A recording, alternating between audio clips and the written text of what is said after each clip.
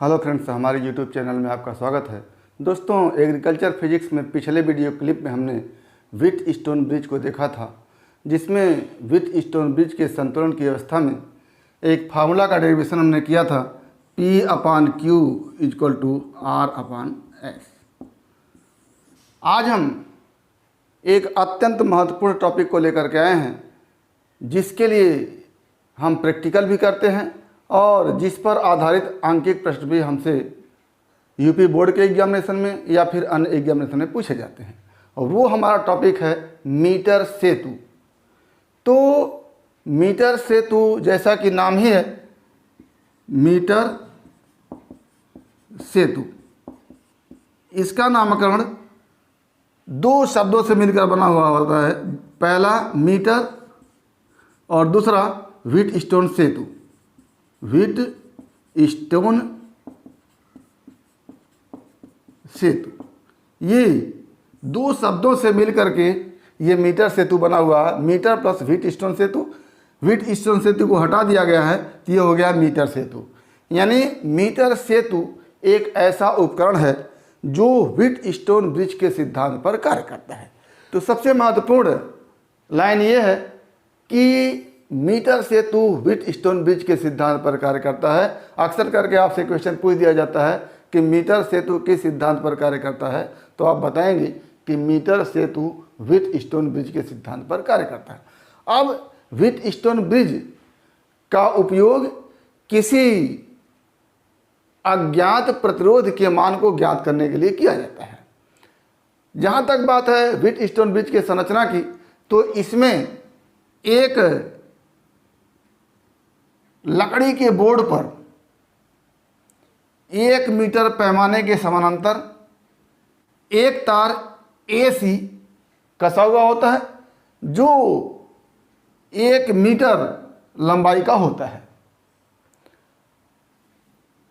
अब ये 1 मीटर लंबाई का तार जो होता है वो यल आकार की दो पत्तियों, एक पत्ती यल आकार की ये है, दूसरी पत्ती यल आकार की ये है, दो पत्तियों के एक एक सिरे पर बने संयोजक पेंच से कसा हुआ होता है। एक संयोजक पेंच ये है, दूसरा संयोजक पेंच ये है। इस संयोजक पेंच के बीच ये 1 मीटर लंबा तार कसा हुआ है और इसी तार के समानांतर 1 मीटर पैमाना भी है, जो 100 सेंटीमीटर या 1 मीटर का है।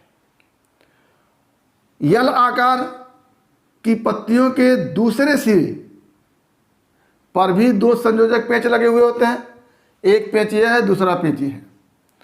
और इस यल आकार की दोनों पत्तियों के बीच थोड़ा थोड़ा जगह छोड़ करके, ये जगह छोड़ दिया गया, ये जगह छोड़ दिया गया, एक सीधी पत्ती लगी हुई होती है, जिसमें 3 संयोजक पिन होते हैं। एक पिन ये लगा हुआ है, दूसरा पिन ये लगा हुआ है, तीसरा पिन ये लगा हुआ है।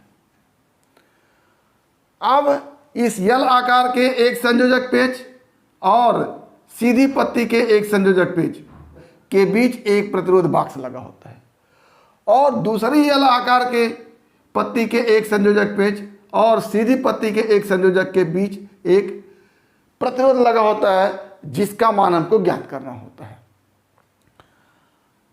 अब इस सीधी पत्ती के मध्य में जो पेंच लगा हुआ, संयोजक पेंच लगा हुआ, उससे एक धारामापी को जोड़ते हुए एक सर्पी कुंजी B से जोड़ देते हैं। इस सर्पी कुंजी की विशेषता यह होती है कि इस 1 मीटर के तार पर कहीं भी इसको खिसकाया जा सकता है। अब इस पेंच और इस पेंच के बीच एक विद्युत सेल कुंजी के सहयोग से जोड़ दिया जाता है। ये हमारी हो गई मीटर सेतु की संरचना। एक बार फिर से, मीटर सेतु में 1 मीटर लंबा मैग्नीन अथवा टंगस्टन का एक समान मोटाई का तार 1 मीटर पैमाने के समानांतर कसा हुआ होता है। इस तार का एक सिरा यल आकार की एक पत्ती के एक सिरे पर लगे संयोजक पेंच से तथा इस तार का दूसरा सिरा यल आकार की दूसरी पत्ती के एक सिरे पर लगे संयोजक पेंच से कसा हुआ होता है। ये पूरा तार और इसी के समानांतर एक 1 मीटर लंबा पैमाना होता है। यल आकार की पत्ती के दूसरे सिरे पर एक पेच होता है और दूसरे यल आकार की पत्ती के दूसरे सिरे पर भी एक पेच होता है। दोनों यल आकार की पत्तियों के बीच में एक सीधी पत्ती होती है जिस पर 3 पेच होता हो। अब इस पेच और इस पेच के बीच एक प्रतिरोध बॉक्स लगा देते हैं और सीधी पत्ती के दूसरे पेच और यल आकार की पत्ती के दूसरे पेच के बीच एक प्रतिरोध लगा देते हैं जिसका मान हमको ज्ञात करना होता है। सीधी पत्ती के बीच में एक पेच लगा होता है जिसके सहयोग से हम एक धारामापी को जोड़ते हैं और धारामापी का दूसरा सिरा हम एक सर्पी कुंजी से जोड़ देते हैं। यह सर्पी कुंजी इस 1 मीटर लंबे तार पर कहीं भी इस तरह से खिसकाया जा सकता है और इन दोनों पेचों के बीच एक विद्युत सेल कुंजी के सहयोग से जोड़ दिया जाता है। ये मीटर सेतु की संरचना हो गई। अब ये मीटर सेतु व्हीटस्टोन ब्रिज के रूप में कार्य करता है जिसकी एक भुजा ये प्रतिरोध बॉक्स के रूप में देखी जाती है, दूसरी भुजा ये जो अज्ञात प्रतिरोध लगा हुआ है एस के रूप में है। अगर हम इस सर्पी कुंजी को पॉइंट बी पर संपर्क कराते हैं, दबाते हैं, तो ये तार 1 मीटर लंबा तार 2 भाग में बढ़ जाता है, ए बी और बी सी। तो ए बी जो होता है वो व्हीटस्टोन ब्रिज के तीसरे भुजा के रूप में कार्य करता है और बी सी जो होता है व्हीटस्टोन ब्रिज के चौथे सिरे के रूप में कार्य करता है। ये प्रतिरोध बॉक्स जो होता है इसमें ढेर सारे पिन लगे होते हैं। जिस पिन को हम निकाल देते हैं उस पिन के संगत प्रतिरोध इसमें जुड़ जाता है। हर पिन पर एक प्रतिरोध लिखा होता है। जिस पिन को हम निकालते हैं वो प्रतिरोध इस दोनों सिरों के बीच जुड़ जाता है। तो हम उस पिन को निकाल करके इन दोनों बिंदुओं के बीच जो प्रतिरोध लगा होता है उसका मान ज्ञात कर लेते हैं। मान लेते हैं उस प्रतिरोध का मान R होता है और यहाँ पर जो अज्ञात प्रतिरोध है उसको हम जोड़े होते हैं तो उसका मान S होता है। और इस सर्पी कुंजी को जिस बिंदु पर संपर्क कराते हैं उस बिंदु के इधर का तार मान लेते हैं L लंबाई का होता है। तो L लंबाई के तार का प्रतिरोध बराबर P मान लेते हैं और BC लंबाई का जो तार होता है वो पूरे तार की लंबाई 100 सेंटीमीटर में से L लंबाई को माइनस कर देते हैं तो 100 माइनस L लंबाई का जो प्रतिरोध होता है वो BC का प्रतिरोध होता है जिसको हम Q मान लेते हैं। तो क्या हो गया 100 माइनस L लंबाई के तार का प्रतिरोध बराबर Q मान लेते हैं। अब हमारे पास ये एक भुजा P हो गई जो L लंबाई के तार का प्रतिरोध है, दूसरी भुजा Q हो गई जो 100 माइनस L लंबाई के तार का प्रतिरोध हो गया। तीसरी भुजा प्रतिरोध बॉक्स से जो पिन निकालते हैं उस पिन के संगत जो प्रतिरोध होता है वो हो गया R और चौथी भुजा S जिसके प्रतिरोध को हमको ज्ञात करना होता है वो होता है। पहली भुजा ये P हो गई, दूसरी भुजा Q हो गई, तीसरी भुजा R हो गई और चौथी भुजा S हो गई। अब जब इस बिंदु B पर मान लेते हैं कि इस धारामापी में विक्षेप नहीं होता है यानी व्हीटस्टोन ब्रिज संतुलन की अवस्था में होता है। तो जब संतुलन की अवस्था में होता है तो आप लिखते हैं P/Q = R/S। P क्या है?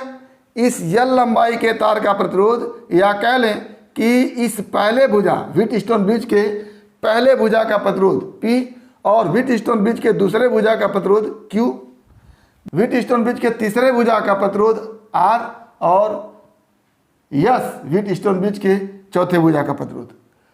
तो क्या हो गया? यदि बिंदु B पर सर्पी कुंजी को संपर्क कराने पर धारामापी में विक्षेप न हो तो तार AB का प्रतिरोध P पहली भुजा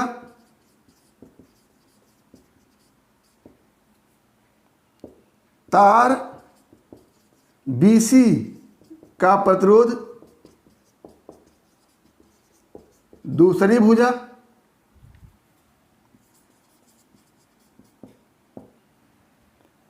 R प्रतिरोध बॉक्स से जुड़ा प्रतिरोध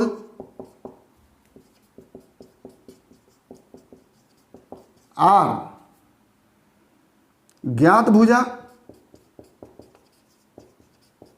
एवं S अज्ञात भुजा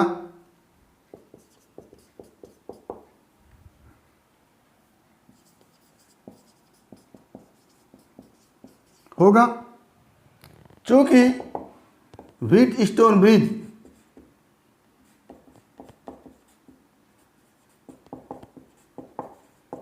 के संतुलन की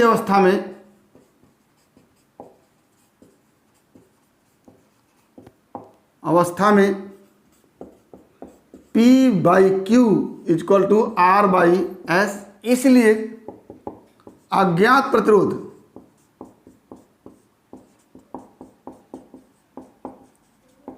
S बराबर R इंटू Q/P। ये इक्वेशन 1 हो गया। Q यहां क्या है, 100 माइनस L लंबाई के तार का प्रतिरोध, imply that Q equal to, यदि इस मैग्नीन या टंगस्टन के तार का विशिष्ट प्रतिरोध रो हो और अनुप्रस्थ परिच्छेद का क्षेत्रफल A हो, तो Q इक्वल टू क्या लिखते हैं, rho into 100 minus L upon E। Q equal to आप जानते हैं प्रतिरोध R इक्वल टू विशिष्ट प्रतिरोध इंटू लंबाई बटे परिच्छेद का क्षेत्रफल। तो यहाँ पर Q के लिए प्रतिरोध हम Q ही रखे हैं, तो Q इक्वल टू हो जाएगा रो इंटू लंबाई 100 माइनस L अपान E। इसी प्रकार P बराबर L लंबाई के तार का प्रतिरोध, ये क्या हो जाएगा, P बराबर फिर वही रो, क्योंकि तार BC L लंबाई का है और इसका भी विशिष्ट प्रतिरोध रो ही होगा, तो रो इंटू L/E। अब यहां से Q का मान हो गया, इसको समीकरण 2 कर देते हैं और इसको समीकरण 3 कर देते हैं। अब समीकरण 2 एवं समीकरण 3 से Q और P का मान समीकरण 1 में हम रख देते हैं। तो क्या लिखेंगे कि समीकरण 2 एवं 3 से प्रतिरोध Q एवं P का मान समीकरण 1 में रखने पर क्या हो जाएगा, S इक्वल टू R अपनी जगह इंटू Q का मान रखेंगे रो इंटू 100 माइनस L बटा A बटा P का मान रखेंगे rho into L upon E। और जब इसको आप हल करेंगे तो ये बन के आएगा S equal to R into 100 minus L upon L। ये मीटर सेतु से संबंधित फार्मूला हो गया। यहाँ पर R प्रतिरोध बॉक्स से जो पिन निकाले हैं उसके संगत प्रतिरोध जो जुड़ा हुआ है इन दोनों पेचों के बीच में वो हो जाएगा, और S जो अज्ञात प्रतिरोध लगा हुआ है जिसको हमको निकालना है वो है, तथा ये L जो है वो A से B तक के तार की लंबाई है। यदि बिंदु B पर व्हीटस्टोन ब्रिज संतुलन में है या कह लें धारा मापी में कोई विक्षेप नहीं हो रहा है, और 100 माइनस L जो होगा वो इस BC तार की लंबाई है। तो इस फार्मूले के सहयोग से यदि हमको R मालूम है, यदि हमको संतुलन की स्थिति में इस AB की लंबाई L मालूम है, तो हम क्या निकाल लेते हैं, अज्ञात प्रतिरोध S को निकाल लेते हैं। तो इस मीटर सेतु पर आधारित आपके लिए प्रैक्टिकल भी होता है और इस पर आधारित तमाम न्यूमेरिकल क्वेश्चन भी आपसे पूछे जाते हैं। तो ये कॉन्सेप्ट आपको क्लियर होना चाहिए जिससे कि आप प्रैक्टिकल भी कर सकें और विभिन्न परीक्षाओं में जो आपसे न्यूमेरिकल क्वेश्चन पूछे जाते हैं उस न्यूमेरिकल क्वेश्चन को भी आप कर सकें। तो उम्मीद करते हैं कि टॉपिक आपको समझ में आया होगा। अगर इसमें किसी प्रकार की समस्या है तो आप हमारे YouTube चैनल के कमेंट बॉक्स में कमेंट करके अपनी समस्या का समाधान करेंगे, और यदि वीडियो क्लिप पसंद आए तो प्लीज़ लाइक करेंगे, शेयर करेंगे, साथ ही हमारे YouTube चैनल को सब्सक्राइब करेंगे ताकि इस तरह की वीडियो क्लिप का नोटिफिकेशन आपको मिलता रहे और आपके एग्रीकल्चर फिजिक्स की मुकम्मल तैयारी होती रहे। तो आज बस इतना ही। अगला टॉपिक अगले वीडियो क्लिप में। एक बार फिर आपके भविष्य के लिए बेस्ट ऑफ लक। धन्यवाद।